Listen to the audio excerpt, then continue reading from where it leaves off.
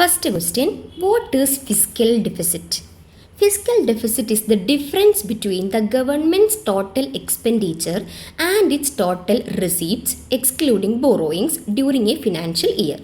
അതായത് ഒരു ഫിനാൻഷ്യൽ ഇയറിൽ ഗവൺമെൻറ്റിൻ്റെ ടോട്ടൽ എക്സ്പെൻഡിച്ചറും ടോട്ടൽ റെസീപ്റ്റ്സും, അതായത് അവർക്ക് ഉണ്ടായ എക്സ്പെൻസസും അവർക്ക് കിട്ടിയ ഇൻകവും, അതിൻ്റെ ഡിഫറൻസസിനെയാണ് നമ്മൾ എന്ത് പറയുക, ഫിസ്ക്കൽ ഡെഫിസിറ്റ് എന്ന് പറയുക. It is the difference between the governments total expenditure and total receipts excluding borrowings. അപ്പോൾ ഇവിടെ എന്ത് കൂട്ടില്ല എന്ന് പറയുന്നുണ്ട്, ബോറോയിങ്സ് കൂട്ടില്ല എന്ന് പറയുന്നുണ്ട് കേട്ടോ. ബോറോയിങ്സ് കൂട്ടാതുള്ള ബാക്കിയുള്ള ടോട്ടൽ എക്സ്പെൻഡിച്ചേഴ്സും ടോട്ടൽ റെസീപ്റ്റ്സിൻ്റെയും ഡിഫറൻസിനെയാണ് നമ്മൾ ഫിസ്ക്കൽ ഡെഫിസിറ്റ് എന്ന് പറയുന്നത്. In simple terms, it indicates how much money the government needs to borrow to meet its extra expenses.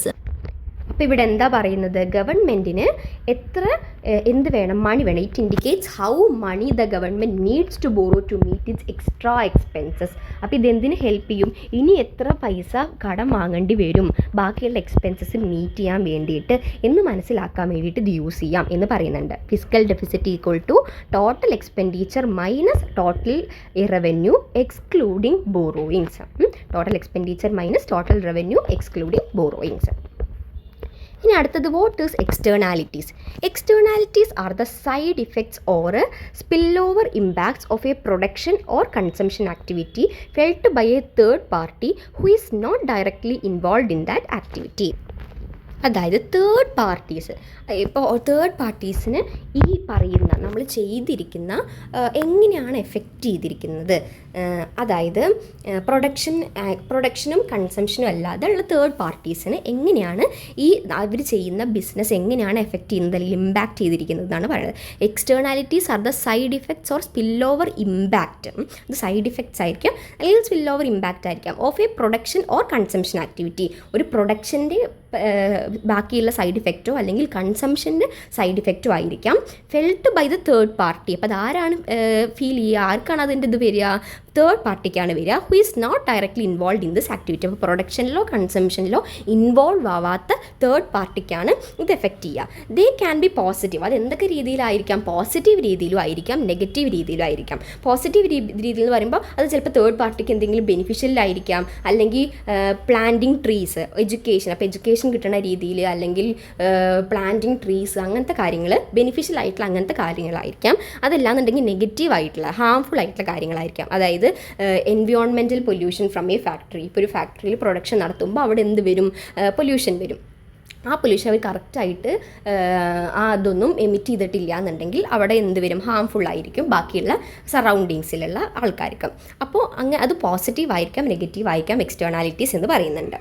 അപ്പോൾ എക്സ്റ്റേണാലിറ്റീസ് എന്ന് പറഞ്ഞാൽ സൈഡ് ഇഫക്ട്സ് ആണ്. പ്രൊഡക്ഷനും കൺസംഷനും ആക്ടിവിറ്റി അല്ലാതെ ബാക്കിയുള്ള ആൾക്കാർക്ക് തേർഡ് പാർട്ടീസിന് എഫക്റ്റ് ആവുന്ന പ്രശ്നം, പ്രൊഡക്ഷനും കൺസംഷനും ഉണ്ടായത് കൊണ്ട് എഫക്റ്റ് ആവുന്ന പ്രശ്നങ്ങളിനെയാണ് പ്രശ്നം. അല്ലാന്നുണ്ടെങ്കിൽ ഇമ്പാക്റ്റ് അത് ചിലപ്പോൾ പോസിറ്റീവും ആയിരിക്കാം നെഗറ്റീവും ആയിരിക്കാം എന്ന് പറയുന്നുണ്ട്.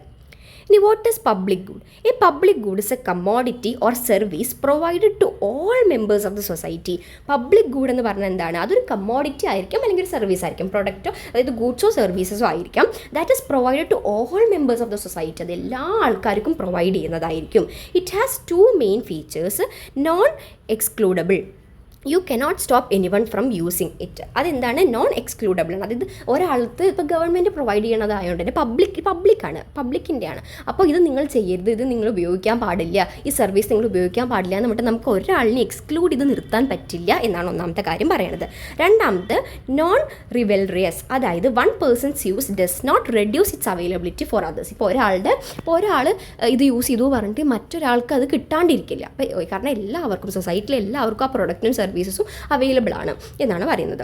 Example includes street lights, national defence and public parks. ഇതൊക്കെയാണ് അതിൽ എക്സാമ്പിളായിട്ട് പറയുന്നത്. പബ്ലിക് ഗുഡ്സ് ആദ്യം പ്രൈവറ്റ് ആയിട്ടുള്ളതല്ല, പബ്ലിക് ഗുഡ്സ് ആണ്. പബ്ലിക് ഇത് ഗവൺമെൻറ് പ്രൊവൈഡ് ചെയ്യുന്ന പ്രോഡക്ട്സും സർവീസസിനെയാണ് പറയുന്നത്.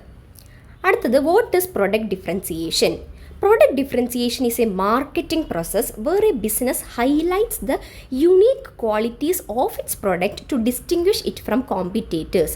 എന്താണ് പ്രോഡക്റ്റ് ഡിഫറൻസിയേഷൻ എന്ന് പറഞ്ഞു കഴിഞ്ഞാൽ? പ്രോഡക്റ്റ് ഡിഫറൻസിയേഷൻ ഒരു മാർക്കറ്റിംഗ് പ്രോസസ്സാണ്. മാർക്കറ്റിങ്ങിൽ ചെയ്യുന്ന ഒരു പ്രോസസ്സാണ് പ്രോഡക്റ്റ് ഡിഫറൻസിയേഷൻ എന്ന് പറയുന്നത്. അതായത് ബിസിനസ് അവരുടെ പ്രൊഡക്റ്റ് ഹൈലൈറ്റ് ചെയ്ത് നിർത്താൻ വേണ്ടിയിട്ട്, അതായത് ഇപ്പോൾ കൺസ്യൂമേഴ്സ് അവരുടെ പ്രൊഡക്റ്റ് വാങ്ങാൻ വേണ്ടിയിട്ട്, അപ്പോൾ അത് കുറച്ച് അവരുടെ പ്രൊഡക്റ്റ് ഒന്ന് എടുത്ത് കാണിക്കാൻ വേണ്ടിയിട്ട് അവർ ചെയ്യുന്ന യുണീക്ക് ക്വാളിറ്റീസ്, യുണീക്ക് ഫീച്ചേഴ്സ്, അതേപോലെ അത് ഈ പ്രൊഡക്റ്റ് ഡിസൈൻ ചെയ്യുന്നത്, പ്രൊഡക്റ്റിൻ്റെ ഷേപ്പ്, സൈസ്, അപ്പോൾ പ്രൊഡക്റ്റിന് മറ്റ് കോമ്പറ്റീറ്റേഴ്സിൻ്റെ പ്രൊഡക്റ്റിൽ നിന്ന് എങ്ങനെയാണോ ഡിഫറൻഷ്യേറ്റ് ചെയ്ത് നിർത്തുന്നത്, അതിനാണ് നമ്മൾ പ്രൊഡക്റ്റ് ഡിഫറൻസിയേഷൻ എന്ന് പറയുക. This can be achieved through distinctive branding. അപ്പോൾ എന്തൊക്കെ രീതിയിലാവാം? വേറെ വേറെ ബ്രാൻഡിങ്ങിൻ്റെ രീതിയിലായിരിക്കാം, പാക്കേജിങ് ഡിഫറൻസസ് ആയിരിക്കാം, ഫീച്ചേഴ്സ് ഡിഫറൻസ് ആയിരിക്കാം, ഡിസൈൻ ഡിഫറൻസ് ആയിരിക്കാം, അല്ലെങ്കിൽ ക്വാളിറ്റിയിൽ വരുന്ന ഡിഫറൻസ് ആയിരിക്കാം. And is a key characteristic of monopolistic competition. അപ്പോൾ മൊണോപൊളിസ്റ്റിക് കോമ്പറ്റീഷൻ മാർക്കറ്റിൽ നമ്മൾ കുറേ മാർക്കറ്റ് പഠിച്ചു അല്ലേ, മുമ്പത്തിൽ വീഡിയോയിൽ ഇട്ടിട്ടുണ്ടായിരുന്നു. ഒളിഗോപ്പൊളി, മോണോപൊളിസ്റ്റിക് കോമ്പറ്റീഷൻ, പെർഫെക്റ്റ് കോമ്പറ്റീഷൻ ഒക്കെ പറഞ്ഞിട്ട്. അപ്പോൾ മോണോപൊളിസ്റ്റിക് കോമ്പറ്റീഷനിൽ ഏറ്റവും ഇമ്പോർട്ടൻ്റ് ആയിട്ടുള്ള കീ ക്യാരക്ടറിസ്റ്റിക് ആണ് ഈ പ്രൊഡക്റ്റ് ഡിഫറൻസിയേഷൻ. ഇപ്പോൾ പ്രൊഡക്റ്റ് ഡിഫറൻസിയേഷൻ ഉണ്ടെങ്കിൽ നമുക്ക് കോമ്പറ്റേറ്റേഴ്സിൻ്റെ അടുത്ത് കോമ്പറ്റ് ചെയ്ത് നിൽക്കാൻ വേണ്ടിയിട്ട് പറ്റും. അടുത്തത്, വാട്ട് ഈസ് ക്വാണ്ടിറ്റേറ്റീവ് ഈസിങ്? എന്താണ് ക്വാണ്ടിറ്റേറ്റീവ് ഈസിങ് അല്ലെങ്കിൽ ക്വാണ്ടിറ്റേറ്റീവ് ഈസിങ് എന്ന് പറയുന്നത്? Quantitative easing is an unconventional monetary policy used by central banks to stimulate the economy when standard monetary policies fails.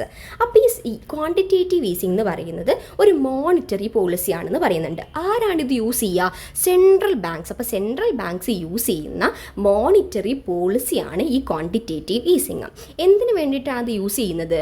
Normal ആയിട്ടുള്ള മോണിറ്ററി പോളിസീസ് ഫെയിൽ ചെയ്യുന്ന സമയത്ത് എക്കണോമിയിൽ നമ്മൾ കുറേ inflation, deflation ഒക്കെ വരുന്ന സമയത്ത് നോർമൽ മോണിറ്ററി പോളിസീസ്, അവർ ഓൾറെഡി ഉള്ള സ്റ്റാൻഡേർഡ് മോണിറ്ററി പോളിസീസ് ഒക്കെ ഫെയിൽ ചെയ്യുന്ന സമയത്ത് അവർ ചെയ്യുന്ന ഒരു പുതിയ ഒരു അൺകൺവെൻഷണൽ ആയിട്ടുള്ള ഒരു മോണിറ്ററി പോളിസിയാണ് ക്വാണ്ടിറ്റേറ്റീവ് ഈസിങ് എന്ന് പറയുന്നത്.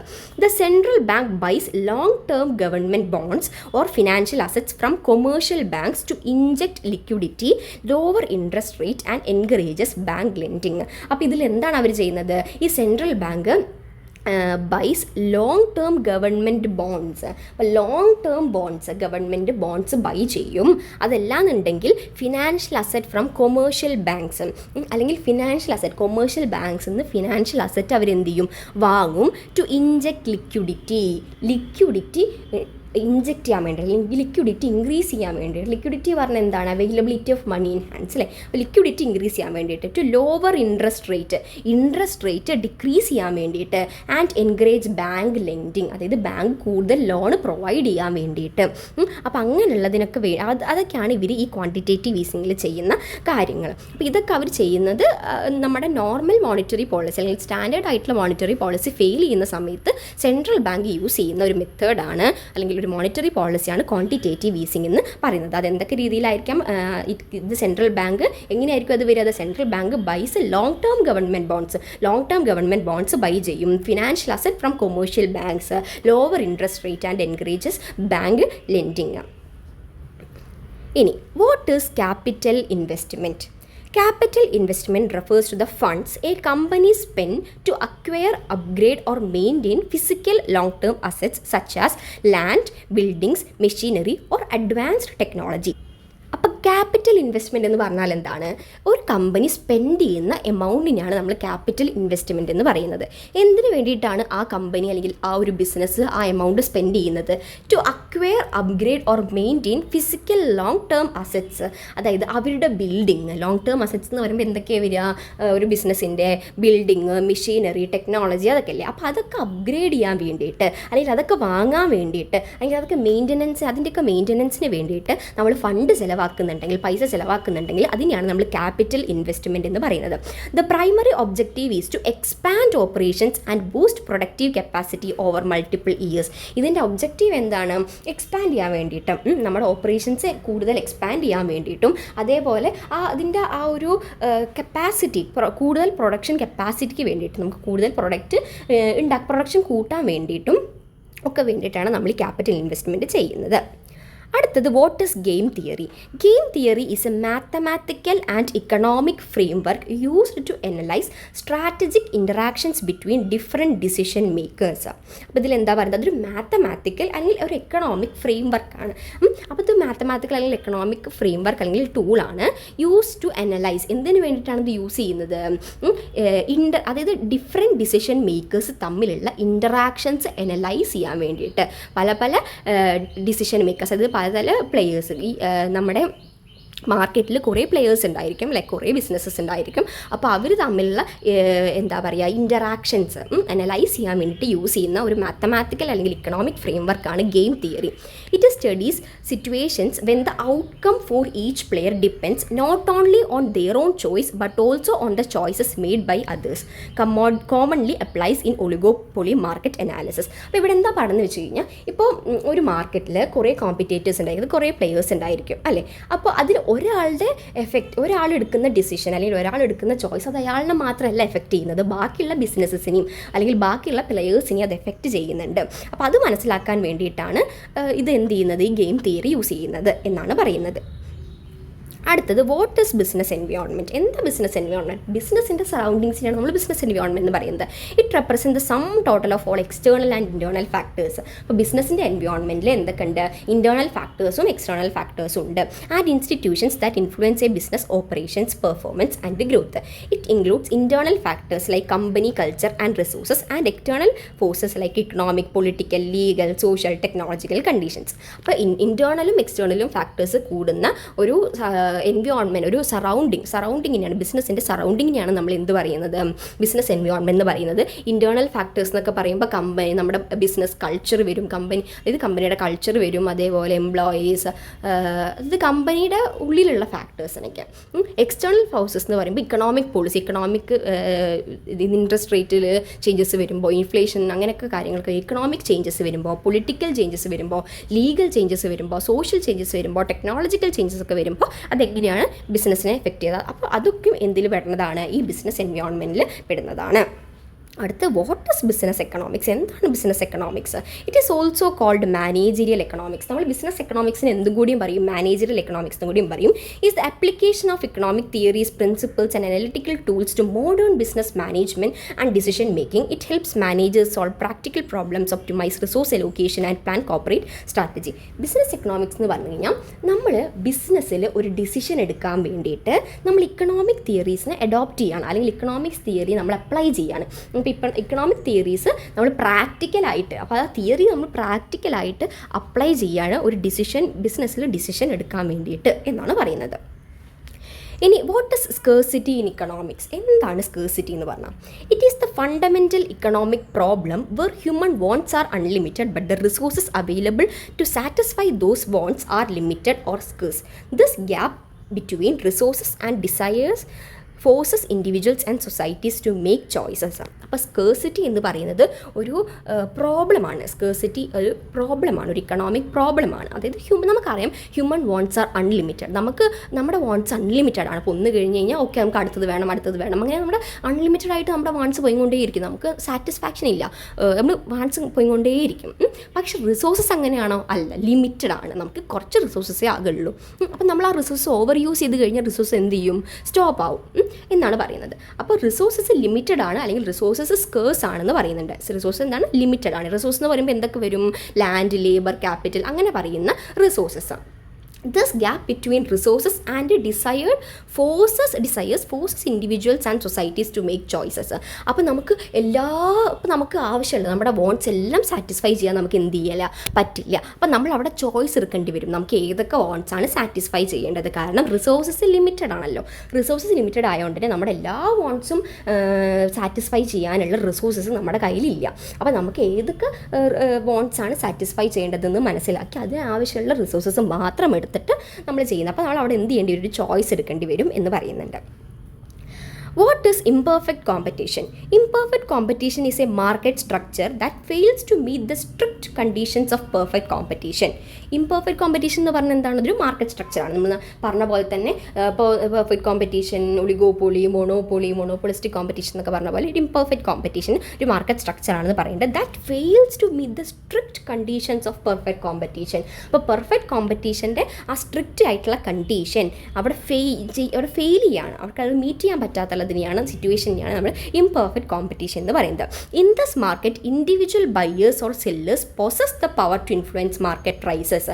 നമ്മൾ പറഞ്ഞു പെർഫെക്റ്റ് കോമ്പറ്റീഷനിൽ നമുക്ക് ഒരു ബയറിനോ ഒരു സെല്ലറിനോ അവിടെ പ്രൈസിൽ മാറ്റം വരുത്താനുള്ള, പ്രൈസിൽ എഫക്റ്റ് ചെയ്യാനുള്ള യാതൊരു പവറും ഇല്ല എന്നാണ് നമ്മൾ പറഞ്ഞത് അല്ലേ. നമ്മൾ പറഞ്ഞിരുന്നു പെർഫെക്റ്റ് കോമ്പറ്റീഷൻ്റെ കേസ് പറയുമ്പോൾ. ഇംപെർഫെക്റ്റ് കോമ്പറ്റീഷൻ്റെ കേസ് പറയുമ്പോൾ ആ സംഭവങ്ങളൊന്നും മീറ്റ് ചെയ്യാൻ പറ്റാത്ത സമയം, അതായത് ഇവിടെ എന്താ പറയുന്നത്, എപ്പോഴാണ് ഇംപെർഫെക്റ്റ് കോമ്പറ്റീഷൻ ഉണ്ടാവുക?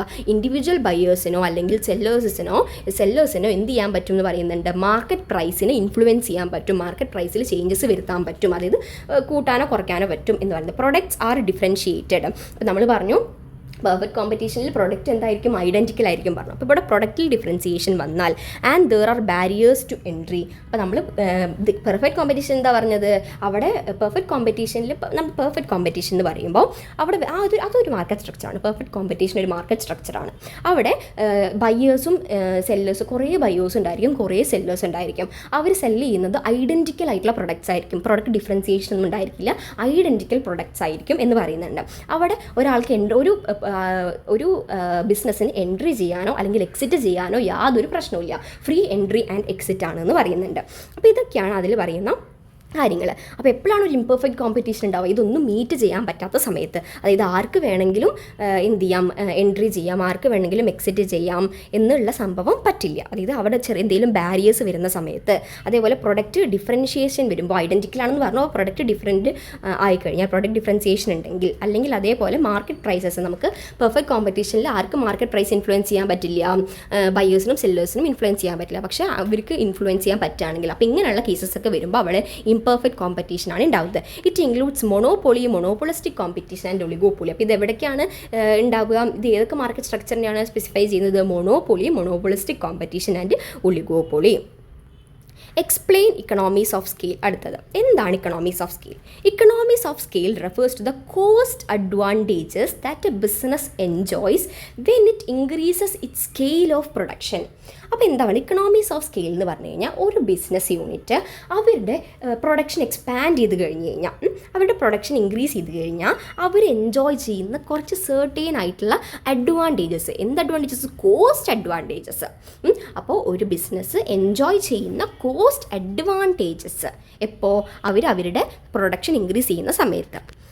As output increases the fixed cost per unit drops. അപ്പോൾ നമുക്കറിയാം ഔട്ട്പുട്ട് നമ്മുടെ ഇൻക്രീസ് ചെയ്യുന്ന സമയത്ത്, പ്രൊഡക്ഷൻ ഇൻക്രീസ് ചെയ്യുന്ന സമയത്ത് പെർ യൂണിറ്റ് ഫിക്സഡ് കോസ്റ്റ് കുറയും. ഇപ്പം നമുക്ക് ഫിക്സഡ് കോസ്റ്റ് എന്ന് പറഞ്ഞാൽ എന്താണ്? ഫിക്സഡ് ആണ് അല്ലേ, ഫിക്സഡ് കോസ്റ്റ് മാറില്ല. അപ്പോൾ നമ്മളിപ്പം ഒരു എക്സാമ്പിൾ പറയുകയാണെങ്കിൽ, ഒരു റൂമിൻ്റെ റെൻറ്റ് എന്ന് പറയുന്നത് 10,000 ആണ്. അപ്പോൾ ആ റൂമിൽ ഇരുന്നിട്ടാണ് നമ്മൾ പ്രൊഡക്ഷൻ ചെയ്യുന്നത്. അപ്പോൾ ഓക്കെ, നമ്മൾ ആ റൂമിൽ ഒരു പ്രൊഡക്റ്റ് ഉണ്ടാക്കിയാലും നമുക്ക് 10,000 പേ ചെയ്യണം. ആ റൂമിൽ 10,000 പ്രൊഡക്റ്റ് ഉണ്ടാക്കിയാലും നമ്മൾ എന്ത് ചെയ്യണം? ആ 10,000 പേ ചെയ്യണം. അപ്പോൾ പെർ യൂണിറ്റ് കോസ്റ്റ് കമ്മിയാവും എന്നാണ് പറയുന്നത്, പ്രൊഡക്ഷൻ ഇൻക്രീസ് ചെയ്ത് കഴിഞ്ഞാൽ. ഒരു യൂണിറ്റ് പ്രൊഡക്റ്റ് ചെയ്യുന്നത് വെച്ചാൽ നമുക്ക് ആ ഒരു യൂണിറ്റിൻ്റെ ഫിക്സഡ് കോസ്റ്റ് നമുക്ക് 10,000 വരും. ഡിവൈഡ് ചെയ്യാൻ വേറെ ഒന്നുമില്ല. പക്ഷേ ആ റൂമിൽ 10,000 പ്രൊഡക്റ്റ് നമ്മൾ ഉണ്ടാക്കുകയാണ്. 10,000 പ്രൊഡക്റ്റ് ഉണ്ടാക്കുന്നുണ്ടെങ്കിൽ പെർ യൂണിറ്റ് കോസ്റ്റ് നമുക്ക് ഓരോ പ്രൊഡക്റ്റിന് 1 രൂപ വെച്ചിട്ടാണ് അപ്പോൾ ഫിക്സഡ് കോസ്റ്റ് വരുള്ളൂ എന്നാണ് പറയുന്നത്. അപ്പോൾ കുറേ നമ്മൾ ഇതാക്കുന്നത് പെർ യൂണിറ്റ് ഫിക്സഡ് കോസ്റ്റ് കുറയും എന്ന് പറയുന്നുണ്ട്. Resulting in a lower average cost per unit. Average cost per unit average cost എന്ത് ചെയ്യും? കമ്മിയാവും എന്ന് പറയുന്നുണ്ട്. This happens due to bulk purchasing, advanced machinery or specialization of labour. അപ്പോൾ ഇത് എന്തിൻ്റെയൊക്കെ റീസൺ കൊണ്ടാണ് ഉണ്ടാവുന്നത്? Bulk purchasing. നമ്മൾ കൂടുതലായിട്ട്, ഇപ്പോൾ നമ്മൾ സാധനങ്ങൾ കൂടുതൽ വാങ്ങുമ്പോഴത്തേക്കും നമുക്ക് വില കമ്മിയായിട്ടൊക്കെ കിട്ടാറില്ലേ, അതുപോലെ തന്നെ ബൾക്ക് പർച്ചേസിങ്, അഡ്വാൻസ്ഡ് മെഷീനറി, നല്ല പുതിയ മെഷീനറി ആവുന്ന സമയത്ത്, labour, specialisation of labour, specialisation ഉള്ള, അതായത് അൺസ്കിൽഡ് ലേബർ അല്ലാതെ സ്കിൽഡ് ലേബർ ഒക്കെ യൂസ് ചെയ്യുന്ന സമയത്ത് എന്നൊക്കെയാണ് പറയുന്നത്. ഇനി എന്താണ് diseconomies of scale? Diseconomies of scale occurs when a business expands beyond its optimal size, causing the average cost per unit to increase. This usually happens due to managerial inefficiencies, internal communication breakdowns, lack of coordination, and declining worker motivation in oversized organizations. അപ്പോൾ ഡിസിക്കണോമീസ് of scale എപ്പോഴാണ് occur ചെയ്യുക? ഇതേപോലെ തന്നെ business expand ചെയ്യുന്ന സമയത്ത് പക്ഷേ അവർ കൂടുതലായിട്ട് expand ചെയ്ത് കഴിഞ്ഞാൽ, ഒരു ലിമിറ്റ് വരെ എക്സ്പാൻഡ് ചെയ്യുന്നതിന് പകരം കൂടുതലായിട്ട് ചെയ്ത് കഴിഞ്ഞ് കഴിഞ്ഞാൽ അവിടെ എന്തൊക്കെ വരാനുള്ള ചാൻസ് ഉണ്ട്? അവരുടെ average cost per unit average cost കൂടും. അപ്പോൾ നമ്മൾ നേരത്തെ പറഞ്ഞു അത് കമ്മിയാവും എന്നല്ല എക്സ്പാൻഡ് ചെയ്തത്, പക്ഷേ ഇവിടെ എന്താവും? കൂടും. കാരണം അവർ ആ ഒരു ലിമിറ്റിലല്ല ചെയ്തിരിക്കുന്നത്. ഇത് എന്തുകൊണ്ടൊക്കെ ഉണ്ടാവാം? Managerial inefficiencies. അപ്പോൾ ആ ഒരു നോക്കുന്ന മാനേജേഴ്സ് ആയിക്കോട്ടെ, അപ്പോൾ അവർ കറക്റ്റായിട്ട് എഫിഷ്യൻ്റ് ആയിട്ട് വർക്ക് ചെയ്തിട്ടില്ല എന്നുണ്ടെങ്കിൽ, അല്ലെങ്കിൽ ഇൻറ്റേർണൽ കമ്മ്യൂണിക്കേഷനിൽ എന്തെങ്കിലും പ്രശ്നങ്ങൾ വന്നു കഴിഞ്ഞാൽ, ലാക്ക് ഓഫ് കോർഡിനേഷൻ ഇല്ല എന്നുണ്ടെങ്കിൽ, declining worker motivation in oversized organisation. അപ്പോൾ വലിയ ഓർഗനൈസേഷനാണ്, വർക്കേഴ്സിന് കറക്റ്റ് മോട്ടിവേഷൻ കൊടുത്തിട്ടില്ല എന്നുണ്ടെങ്കിൽ, അപ്പോൾ വർക്കേഴ്സ് മോട്ടിവേറ്റഡ് അല്ല എന്നുണ്ടെങ്കിൽ അവർ വർക്ക് ചെയ്യാൻ അങ്ങനെ റെഡി ആവില്ല. അപ്പോൾ ഇങ്ങനത്തെ കേസസിലൊക്കെയാണ് ഈ ഡിസ്ഇക്കണോമീസ് ഓഫ് സ്കെയിൽ ഉണ്ടാവുക എന്നാണ് പറയുന്നത്. അടുത്തത്, what is price ceiling? A price ceiling is a legally mandated maximum price set by the government that sellers are permitted to change for a good or services. അപ്പോൾ price ceiling എന്ന് പറഞ്ഞാൽ ഒരു specific specific എമൗണ്ടാണ്. അത് maximum പ്രൈസാണ്. Maximum price government പറഞ്ഞ maximum പ്രൈസാണ്. അപ്പോൾ സെല്ലേഴ്സിന് എന്ത് ചെയ്യാൻ പറ്റില്ല? അതിലും കൂടുതൽ കൂട്ടാൻ പറ്റില്ല. അത്ര വരെ മാക്സിമം നമുക്ക് എന്ത് ചെയ്യാൻ പറ്റുള്ളൂ? കൂട്ടാൻ പറ്റും. ചില പ്രൊഡക്ട്സിനൊക്കെ അങ്ങനെ ഉണ്ട്. ഗവൺമെൻറ് ലീഗലി എന്ത് ചെയ്തിട്ടുണ്ട്? ഈ പ്രൊഡക്റ്റിനൊക്കെ ഇത്രയാണ് മാക്സിമം പൈസ വയ്ക്കാൻ പാടുള്ളൂ എന്ന് പറഞ്ഞിട്ടുണ്ട്. Usually apply to essential commodities like ഇതിൽ എന്തൊക്കെയാണ് അപ്ലൈ ചെയ്തിരിക്കുന്നത്? ഫുഡ്, റെൻറ്റ്, മെഡിസിൻസ് അങ്ങനെ പറയുന്ന കാര്യങ്ങൾക്കൊക്കെ, അങ്ങനത്തെ പ്രൊഡക്ട്സിനൊക്കെയാണ് ഇത് അപ്ലൈ ചെയ്തിരിക്കുന്നത്. It is set below the market equilibrium price to protect consumers from high cost, often resulting in market shortages. അപ്പോൾ ഇത് എന്തിനു വേണ്ടിയിട്ടാണ്? നമ്മുടെ കൺസ്യൂമേഴ്സിനെ പ്രൊട്ടക്റ്റ് ചെയ്യാൻ വേണ്ടിയിട്ട് ആണ് നമ്മൾ എന്ത് ചെയ്യുന്നത്? ഇങ്ങനെ ഗവൺമെൻറ് സെറ്റ് ചെയ്യുന്നതെന്ന് പറയുന്നുണ്ട്. It is set below the market equilibrium price. അപ്പോൾ മാർക്കറ്റ് ഇക്വിലിബ്രിയം പ്രൈസിൻ്റെ താഴെയാണ് എന്ത് ചെയ്യുക? ഈ പ്രൈസ് സെറ്റ് ചെയ്യുക എന്നും പറയുന്നുണ്ട്. Explain elasticity of supply and demand. Elasticity of demand measures how sensitive consumers are to a change in price. It shows the percentage change in quantity demanded related to a percentage change in price. അതായത് ഇപ്പോൾ പ്രൈസിൽ എന്തെങ്കിലും difference വരുന്ന സമയത്ത് അതിനെങ്ങനെയാണ് consumers behave ചെയ്യുന്നത്, അവരെത്ര സെൻസിറ്റീവാണ് അതിനോട് എന്ന് നോക്കുന്നതാണ്. അപ്പോൾ ഇത് എത്ര പെർസെൻറ്റേജ് ക്വാണ്ടിറ്റി ഡിഫറൻസസ് അല്ലെങ്കിൽ ക്വാണ്ടിറ്റി ഡിമാൻഡിൽ എത്ര ഡിഫറൻസസ് വരുന്നുണ്ട്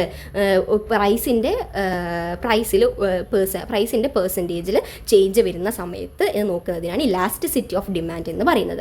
ഇലാസ്റ്റിസിറ്റി ഓഫ് സപ്ലൈ എന്ന് പറഞ്ഞാലോ, it measures how sensitive producers are to price changes. Producers price ചേഞ്ചിങ്ങിന് എങ്ങനെയാണ് അത് showing the percentage change in quantity supplied related to a price change. അപ്പോൾ price കുറവാണെന്നുണ്ടെങ്കിൽ, ഇപ്പോൾ അവർക്ക് കിട്ടുന്ന പ്രൈസ് കുറവാണെന്നുണ്ടെങ്കിൽ അവർ കൂടുതൽ പ്രൊഡക്ഷൻ ചെയ്യാനും കൂടുതൽ സപ്ലൈ ചെയ്യാനൊന്നും അവർ നോക്കില്ല. അവർ പ്രൊഡക്റ്റ് മാത്രമേ എന്ത് ചെയ്യുള്ളൂ? സപ്ലൈ ചെയ്യുള്ളൂ. കാരണം അവർക്ക് അതിൻ്റെ ലാഭം കിട്ടണ്ടേ. അവർ കൂടുതൽ പ്രൊഡ്യൂസ് നമുക്ക് അവർക്ക് അതിനുള്ള പ്രൈസ് കിട്ടില്ല എന്നുണ്ടെങ്കിൽ പറ്റില്ല. അതേപോലെ ഡിമാൻഡിൻ്റെ കേസിലാണെന്ന് വെച്ചാൽ പ്രൈസ് കൂടുതലാണെന്ന് വെച്ചാൽ ആൾക്കാർ അത്ര വാങ്ങാനും ശ്രമിക്കില്ല. കുറവാണെങ്കിലാണ് ആൾക്കാർ എന്ത് ചെയ്യുള്ളൂ? ബൈ ചെയ്യുള്ളൂ. അപ്പോൾ ഇതാണ് എലാസ്റ്റിസിറ്റി ഓഫ് ഡിമാൻഡും എലാസ്റ്റിസിറ്റി ഓഫ് സപ്ലൈയിലും പറയുന്നത്.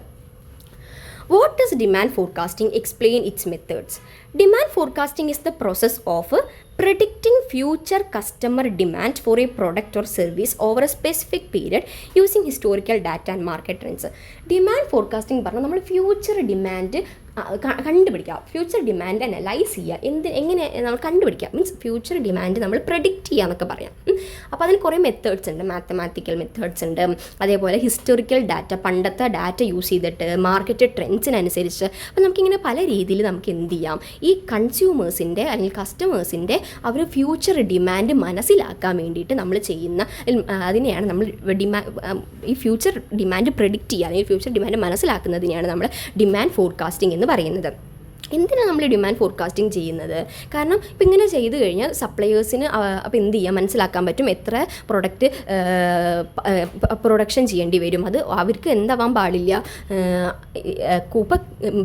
അവർക്ക് കൂടുതൽ ഡിമാൻഡുള്ള സമയമാണ് വെച്ചാൽ അവർ കുറച്ച് പ്രൊഡക്റ്റ് മാത്രമേ പ്രൊഡക്ഷൻ ചെയ്തിട്ടുള്ളൂ വെച്ചാൽ പറ്റില്ല അല്ലേ. അപ്പോൾ അവിടെ എന്ത് വരാൻ പറ്റില്ല, സ്റ്റോക്ക് കൂടുതലാവാൻ പാടില്ല, സ്റ്റോക്ക് കുറയാനും പാടില്ല. അപ്പം അങ്ങനത്തെ ഒരു സിറ്റുവേഷൻ മെയിൻറ്റെയിൻ ചെയ്യാൻ വേണ്ടിയിട്ട്, അതായത് ആവശ്യം ചോദിക്കുന്ന കസ്റ്റമേഴ്സിന് ഒക്കെ പ്രൊഡക്റ്റ് കൊടുക്കാൻ പറ്റുന്ന ആ ഒരു സിറ്റുവേഷൻ ഉണ്ടാവണം എന്നതിന് വേണ്ടിയിട്ടാണ് അവർ മെയിനായിട്ട് ഡിമാൻഡ് ഫോർകാസ്റ്റ് ചെയ്യുന്നത്.